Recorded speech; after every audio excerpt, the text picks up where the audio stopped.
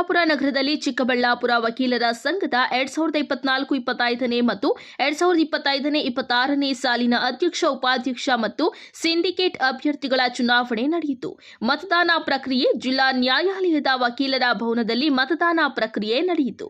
ಒಟ್ಟು 420 ಮತದಾರರ ಸಂಖ್ಯೆ ಹೊಂದಿದ್ದು ಅದರಲ್ಲಿ 35 ಜನ ವಿವಿಧ ಸ್ಥಾನಮಾನಗಳಿಗೆ ಪೈಪೋಟಿ ನಡೆಸಿದ್ದಾರೆ.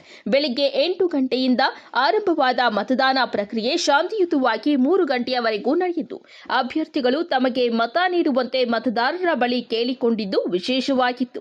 ಇನ್ನು ವಕೀಲರ ಸಂಘದ ಅಧ್ಯಕ್ಷ ಸ್ಥಾನಕ್ಕೆ ಹಿರಿಯ ವಕೀಲರಾದ K M Govinda Reddy, K H Thammegowda, R Mathamappa, K V Abhilash ನಡುವೆ ನೇರ ಪೈಪೋಟಿ ಎದುರಾಗಿದ್ದು, ಚುನಾವಣಾ ಅಧಿಕಾರಿಯಾಗಿ ಹಿರಿಯ ವಕೀಲರಾದ ಸುಬ್ರಹ್ಮಣಿ ನೇತೃತ್ವದಲ್ಲಿ ಚುನಾವಣೆ ನಡೆಯಿತು. ನಮ್ಮದು ಚಿಕ್ಕಬಳ್ಳಾಪುರ ವಕೀಲರ ಸಂಘದ ಪದಾಧಿಕಾರಿಗಳ ಚುನಾವಣೆ ಪ್ರತಿ 2 ವರ್ಷಕ್ಕೊಮ್ಮೆ ನಡೀತದೆ.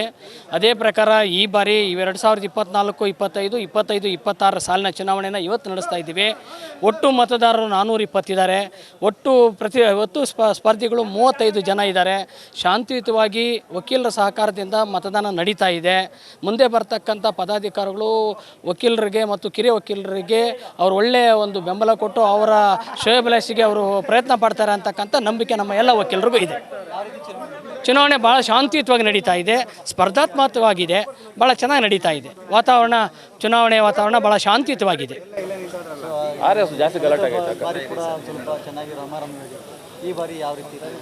ಈ ಸಾರಿ 4 ತಂಡಗಳಿರೋದ್ರಿಂದ ಸ್ವಲ್ಪ ಉತ್ಸಾಹ ಜಾಸ್ತಿ ಇದೆ. ವಕೀಲರಲ್ಲಿ ಒಗ್ಗಟ್ಟು ಜಾಸ್ತಿ ಇದೆ. ಕೇವಲ ಚುನಾವಣೆಗೋಸ್ಕರ ಇವತ್ತು ಅವರು 4 ತಂಡಗಳಾಗಿದ್ದಾರೆ. ಆದರೆ ಚಿಕ್ಕಬಳ್ಳಾಪುರ ವಕೀಲರ ಸಂಘದ ಎಲ್ಲ ಸದಸ್ಯರು ಒಂದೇ ತಂಡ. ಸರ್, ಈಗ 8 ಗಂಟೆಗೆ ಪ್ರಾರಂಭ ಆಗಿದೆ. 2 ಗಂಟೆಗೆ ಮತದಾನ ಮುಗೀತದೆ.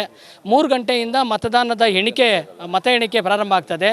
ಬಹುಶಃ ರಾತ್ರಿ 7 ಅಥವಾ 7:15 ಗಂಟೆಗೆ ಸಂಪೂರ್ಣ ಫಲಿತಾಂಶ ಹೊರಬೀಳಲಿದೆ. ಕ್ಯಾಮರಾಮನ್ ಪ್ರವೀಣ್ ಜೊತೆ ಕಳವಾರ ಅರುಣ್, MMTV ನ್ಯೂಸ್, ಚಿಕ್ಕಬಳ್ಳಾಪುರ.